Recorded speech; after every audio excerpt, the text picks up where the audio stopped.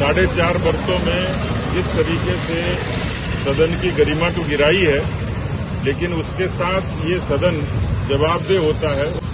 जितने मुद्दे विधायकों के द्वारा, चाहे वो सत्ता पक्ष के हों चाहे प्रतिपक्ष के हों, जो मुद्दे उठाए जाते हैं अलग अलग विधानसभा के प्रावधानों में, उसमें कोई संजीदगी और कोई गंभीरता सरकार की तरफ से देखी नहीं जाती। यहाँ सदन में जब बहुत गंभीर चर्चा होती है, उस पर भी इनके मंत्री बहुत कैजुअल जवाब देते हैं और या फिर नाजवाब हो जाते हैं। और इसलिए ये साफ दिखता है कि जब किसी सरकार के नुमाइंदे की नीति और नीयत ठीक नहीं होती है, तो शब्दों के रूप में और चेहरे से वो प्रकट हो जाती है। इसलिए इस सरकार से हालांकि उम्मीद नहीं थी, क्योंकि जुगाड़ की सरकार है और जिस तरीके की सरकार में जो लोग बैठे हैं वो अक्षम अयोग्य किस्म के लोग हैं, कोई परफॉर्मेंस धरातल पर नहीं है।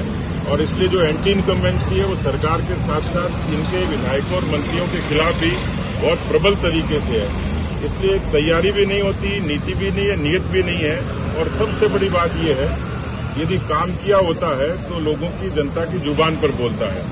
लेकिन दुर्भाग्य ये है, ये तो भला उस स्पीकर महोदय का कि जो सरकार को कदम कदम पर डिफेंड करते हैं। अन्यथा यदि सदन में उस तरीके की निरपेक्षता होती तो इस सरकार कब की जनता की अदालत में दोषी हो चुकी होती। लेकिन अभी भी जिस तरीके का आचरण और जिस तरीके की परफॉर्मेंस है बहुत पुअर है, और वो जनता भी उसको देख रही है।